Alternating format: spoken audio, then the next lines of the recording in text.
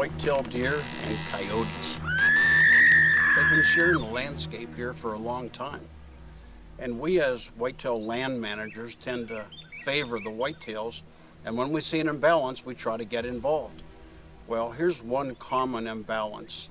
That is when we seem to have low doe populations, but there's coyotes around.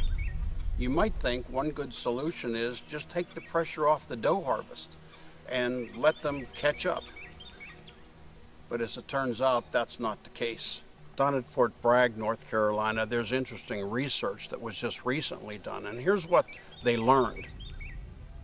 We thought that maybe we could just reduce the pressure on the does and they would come back. You'd end up with more deer in your landscape and more fawn survival, but that's not the case.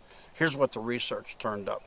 If you want to increase the number of deer on your property, and you're having a coyote issue as well, if you just reduce the harvest pressure on the whitetail deer, the number of deer on your property is not going to change.